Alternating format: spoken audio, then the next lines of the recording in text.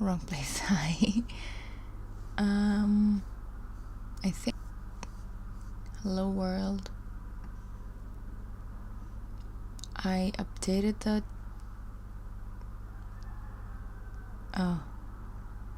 Frame rate. And didn't realize how bad it is. My god.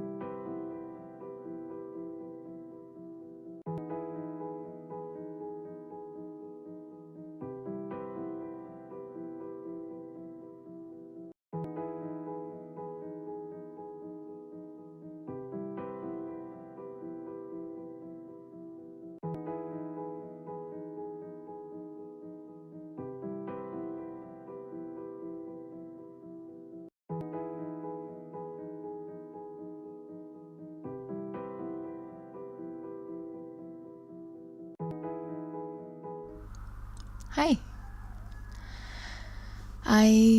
I'm sorry. Things should be okay for now, but I can't promise you if it will stay okay or not. Apologies for that. Why isn't Twitch back? Okay.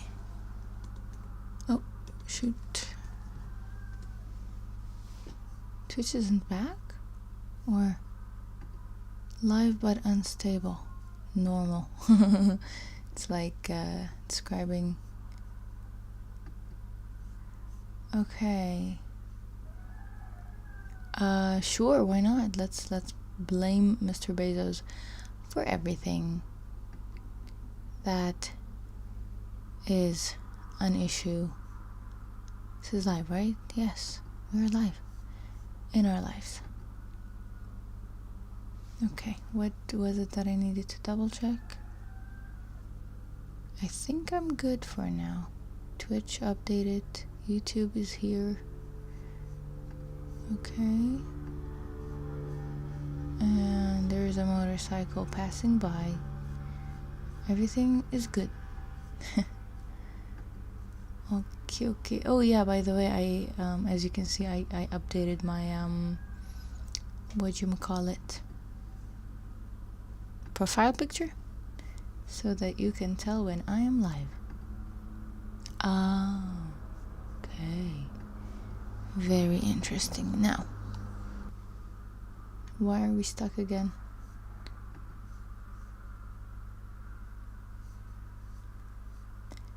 Alright, that's normal. Yeah, okay. Like I said, I can't promise. But why 80%, man? That's a lot. And very unfair. Internet. Anyway. Okay. Should I go to sharing my screen? I hope there is no issues. Yep, that's my screen. I'm just gonna share my screen and come back when I can come back, which I don't know when that is.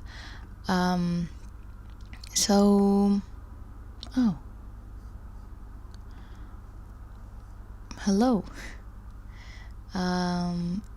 Yes, today's plan is to mostly continue lesson 10 and see if we can try to run the code, because I sometimes have issues, but I don't know if today's the day. Hi. Yeah. What are we doing? Why are we here? Because I'm supposed to be learning Introduction to Machine Learning for Coders, which is taught by Jeremy Howard on fast.ai. And my God, I started in September, mid-September, and it's mid-November. So I've been slacking. Should take you 12 weeks, which if we look at this timeline, I haven't been slacking that much.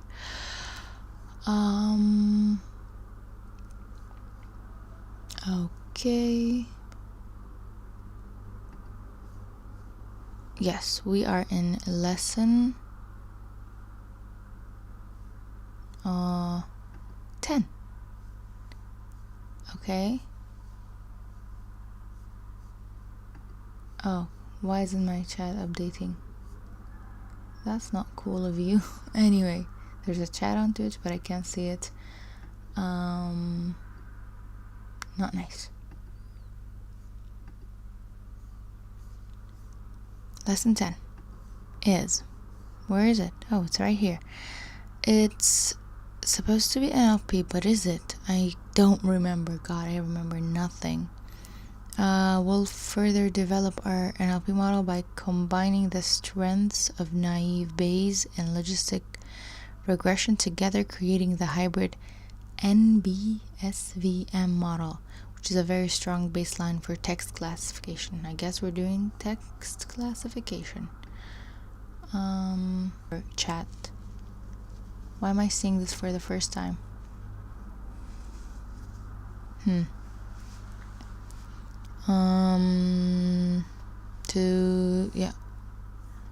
Okay, yes, we were doing an NN model. Oh, okay. We were doing things from scratch. That was the lesson. Hello, hi. Hi. Your name was Argadeep. Yes, I think, if I'm not misremembering. What's up? Thanks for stopping by.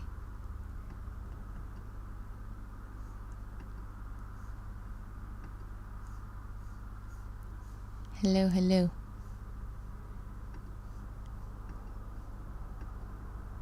Wow, apparently I was like, so, yeah. I've even studied parts of lesson 10 and I should remember some things, but I think I have some sort of early dementia.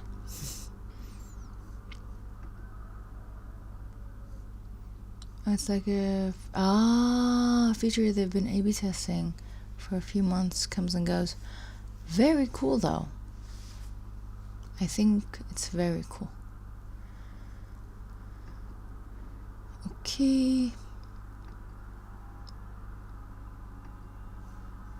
I'm going to play the video and see where Jeremy takes us. It actually won't really improve after the first epoch much at all, as you can see, right? But when we go back up to the top... Oh, we're testing 3 epochs? Why? I'm gonna go back and see why this is happening. Couldn't join. No worries. Don't even apologize. Oh, it was exam season, wasn't it? How did it go? I think when it comes to university, passing is the most important. But if you get good grades, then great. But if you don't, if you pass, that's pretty good.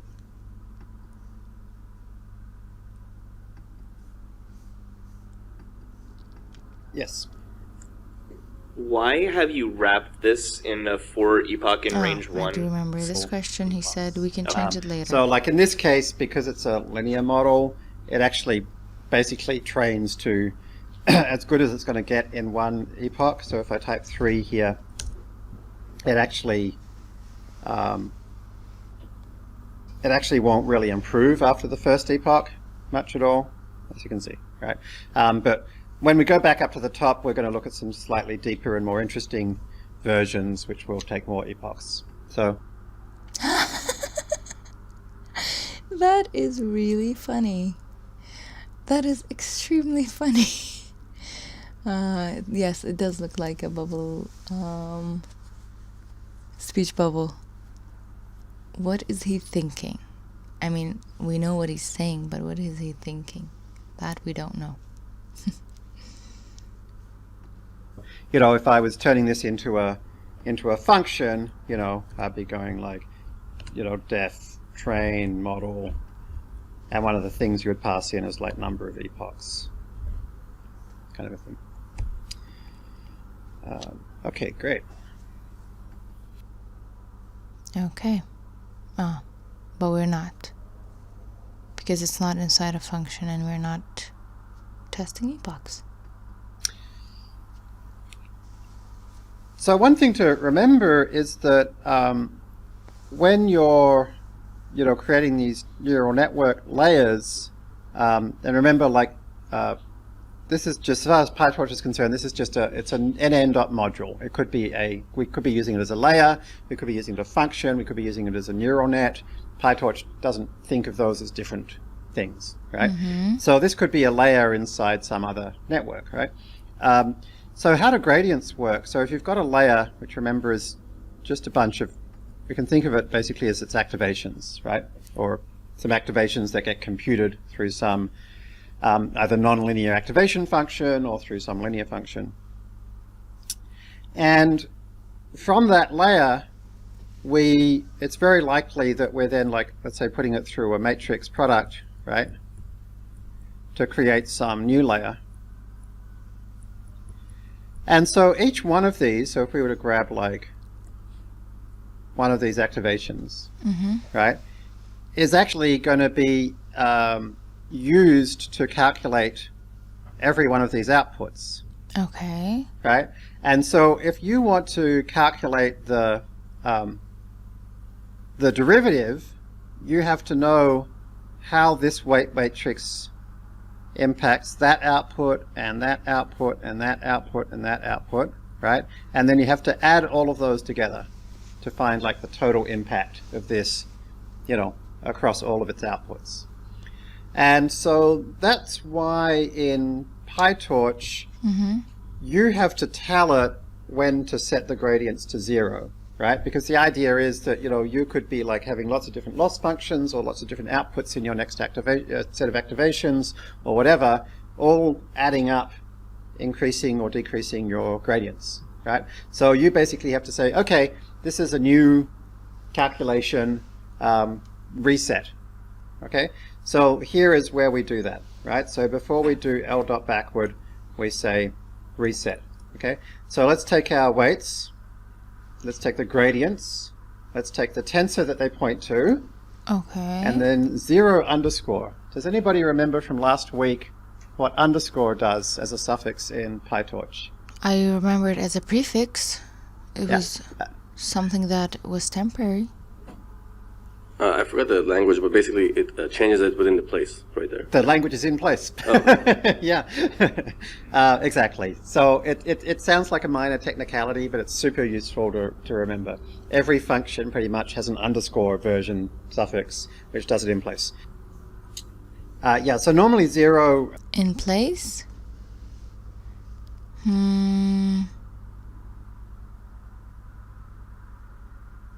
I don't think I had understood that part. It doesn't mean in line, that's for sure. Returns a tensor of zeros of a particular size. So 0 underscore means replace the contents of this with a bunch. Oh, okay, that makes sense. Okay, instead of giving me as output, you're just updating the thing itself. Okay, that makes sense. Zeros. Okay. All right. So that's it, right? So that's like SGD from scratch, and if I get rid of my menu bar. Yes. It doesn't actually create a new object; it just updates itself. Thank you. Shoot. We can officially say it fits within a screen. Okay. So. Of course, we haven't got our definition of logistic regression here. That's another half a screen. But basically, there's not much to it. Yes, Vash? So later on, if we have to do this more, the gradient, is it because you might find like a wrong minima, local minima? Is that why? So you have to kick it out, and that's why you have to do it multiple times when the surfaces get more complicated. Why do you need multiple epochs? Is that your Yeah. question? Well, I mean, a simple way to answer that would be, let's say our learning rate was tiny, right? Then it's just not going to get very far, right? There's nothing that says going through one epoch is enough to get you all the way there. So then it'd be like, okay, well, let's increase our learning rate. And it's like, yeah, sure, we'll increase our learning rate, but who's to say that the highest learning rate that learns stably is enough to learn this as well as it can be learned?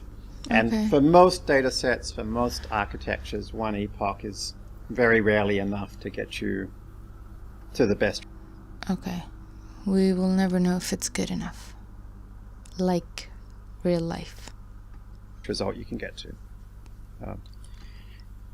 You know, linear models are just, they're very nicely behaved, you know, so you can often use higher learning rates and learn them more quickly. Also, you can't like generally get as good at accuracy, so there's not as far to take them either. So yeah, doing one epoch is going to be the rarity. All right, so let's go backwards. So going backwards, we're basically going to say, all right, let's not write those two lines again and again and again. Let's not write those three lines again and again and again. Let's have somebody do that for us, right? Who? So that's the only difference between that version and this version is rather than saying .0 ourselves, rather than saying minus gradient times LR ourselves, these are wrapped up for us, okay? I mean, the other one is easier to understand, but I see. I think like the and other LLMs tend to train. No way. For real? Is it because the data is so big? I don't think it actually matters how.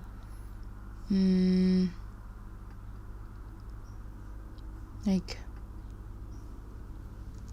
I don't think they have computation problem, those who create those things. And sorry for having you jump between YouTube and Twitch because of how bad things are. I'm thinking it's because of that.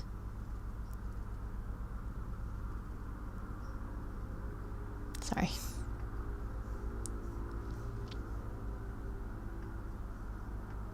There is another wrinkle here, which is Wrinkle? this approach to updating the weights is actually pretty inefficient. It doesn't take advantage of momentum and curvature. And so in the DL course, we learned about how to do momentum from scratch as well. Okay, so if we actually just use plain... I think because like they don't want the model to get too good at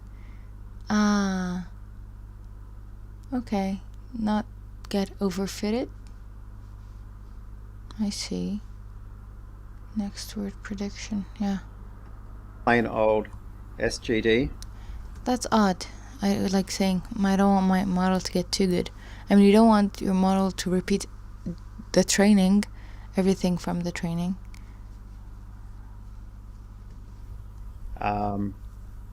I'm nodding my head. I don't know if you can see. That's what I'm thinking. Nodding. Then you'll see that this learns much slower. So now that I've typed just plain old SGD here, this is now literally doing exactly the same thing. Like Adam. Okay. As our slow version, so I'll have to increase the learning rate. Okay, there we go. So this is now the same as the one we wrote by hand. So then, all right, let's do a little bit more stuff automatically. What? Let's not, you know, given that every time we train something, we have to loop through epoch, loop through batch, do forward, get the loss, zero the gradient, do backward, do a step of the optimizer. Let's put all that in a function. Okay. Okay?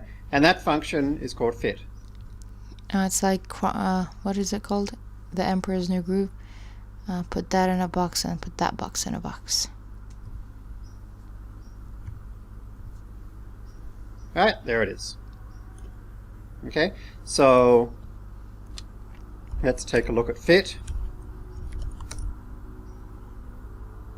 Fit, go through each epoch, go through each batch, do one step, Oh, wow. keep track of the loss, and at the end calculate the validation. Right? And so then step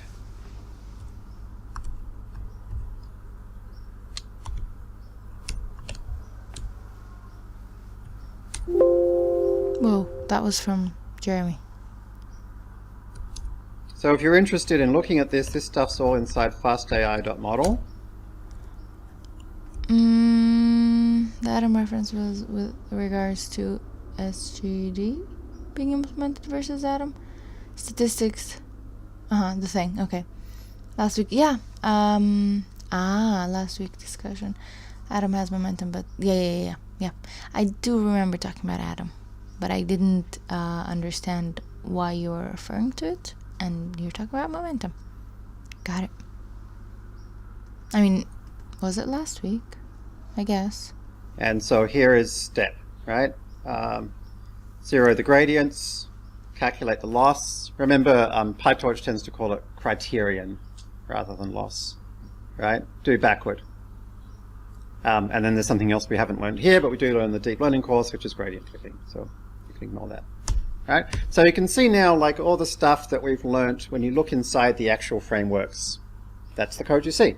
Okay? Yeah, there's Atom. So that's what fit does. So this idea of like having some weights and a bias and doing a matrix product and addition. Let's put that in a function. This thing of doing the log softmax. Let's put that in a function. And then the very idea of like first doing this and then doing that. This idea of like chaining functions together. Let's put that into a function. But SGD often produces models that perform better when they finish training if they are trained to completion. Might take longer to get there. Okay. That is interesting. Better performance. And that finally gets us to that. Okay, so sequential simply means do this function, take the result, send it to this function, etc. Right? And linear means create the weight matrix, create the biases. Okay? So that's it, right? So we can then, as we started to talk about, like turn this into a deep neural network by saying, rather than sending this straight off into 10 activations, let's put it into, say, 100 activations. We could pick whatever number we like. Put it through a ReLU to make it Hello, nonlinear. Mustafa. Put it through a... Sorry for technical issues. Life's like that. I think we're not better by much right now. Another linear layer, another ReLU, and then our final output. Put it through another linear... Sorry. Put it through another... Wait, what are we doing? Go back. Okay. So that's it, right? So we can then, as we started to talk about, like turn this into a deep neural network by saying, rather than sending this straight off into 10 activations, let's put it into, say, 100 activations. We could pick whatever. Hello. Thank you for adding me. I wouldn't have known you were talking to me. Whatever number we like. Put it through a ReLU to make it nonlinear. Put it through another linear layer, another ReLU, and then our final output with our final activation function, right? And so this is now a deep network. Okay. We could fit that. And this time now, because it's 5 like epochs. deeper, I'm actually going to run a few more epochs, Mm-hmm. right? And you can see the accuracy increasing. Improving. Right? So if you try and increase the learning decreasing rate as well. here, it's like 0.1 further, it actually starts to become unstable. Now I'll show you a trick. This is called learning rate annealing. The trick is this. When you're trying to fit to a function, right, you've been taking a few steps. Step, step, step. As you get close to the middle, like get close to the bottom, smaller. Yes. Right? Yes, Otherwise, yes, what